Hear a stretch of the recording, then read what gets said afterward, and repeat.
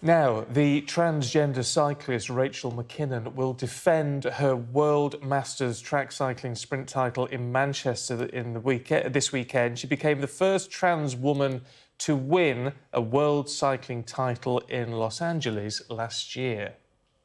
Well, let's continue with that story. And we speak now to our sports correspondent, Martha Kellner. Just give us a bit of the background, because many of us might not have heard of this particular athlete. Yeah, I think it's fair to say that Rachel McKinnon is the most high-profile and the most controversial transgender athlete in the world at the moment.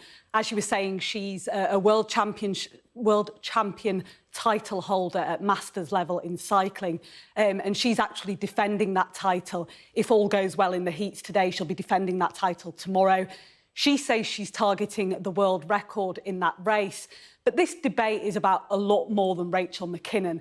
It's about what she says is the human right of transgender women to compete in competitive sport, against what the women's rights activists and the feminist brigade say it is unfair for transgender women, people who were born male and then transition, to compete against females. They say they retain that advantage. Now, there is a Swedish university study which has shown, this is a recent study which the International Olympic Committee are looking at, which shows that even after taking testosterone suppressants for 12 months, transgender women still do retain some advantage. I spent some time with Rachel McKinnon earlier in the week and asked her why she thinks that certain people, many of her competitors, object to her competing in those races. And I think we can hear from Rachel. What, as you understand it, is their problem with you competing? I'm legally and medically female, but the people who oppose my existence still want to think of me as male. They use the language of that I'm a man.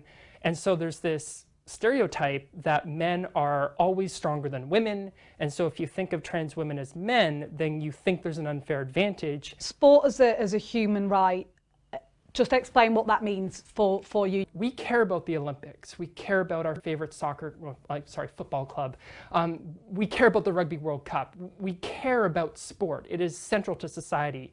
So if you want to say, well, I believe you're a woman for all of society except this massive central part that is sport, then that's not fair. So fairness is the inclusion of trans women.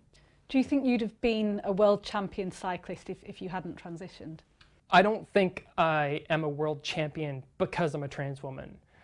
I put in the work. And again, we have to remember, I lose most of my races. I've lost against the specific cis women complaining about me being unfair. The men's 100-metre record is 9.58 seconds. The women's is 10.49 seconds. There is an undisputable advantage for men in sport, isn't there? We talk about men being faster than women. We have to be very careful what we're talking about. So the example you gave was at the in speed and strength sports, they have a 10% to 12% advantage in most scientific opinions. At the elite level, right? So when we look at the very best athletes in men and women, you see this roughly 10 to 12% gap. But if we're talking about like the average man, no, that's not true. But when we're talking about the IOC, we're talking about the elite level, aren't we? Of course. If you look within a single sex event, the difference between first and eighth is very large. And the difference between first and first between sexes is often smaller than the difference between first and eighth within a sex. So by that logic, would you not have male or female categories whatsoever? I think that's a great question. I think that's a different question. So I think it's not fair to trans people to say, well, in order to fix whether to include you in sport, let's just radically shift how we do sport. The IOC has no appetite for that at the moment. They are fully committed to only 2 sex categories of sport. This study by the Swedish university, the Karolinska Institute, which I know you've read closely, it does say that there's very limited change in thigh strength 12 months after transitioning and taking testosterone suppressants. Thigh strength, as you know more than anyone else, obviously a huge thing, particularly in sport, but particularly in track cycling.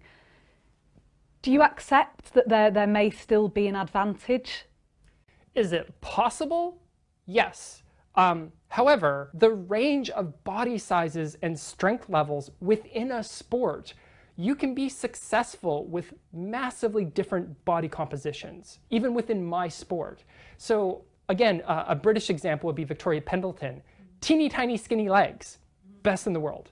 If Chris Hoy was to transition at a master's level, if he was to take testosterone suppressants for 12 months and then compete at a master's level against Victoria Pendleton, he would beat Victoria Pendleton. Would he? She would beat Victoria Pendleton.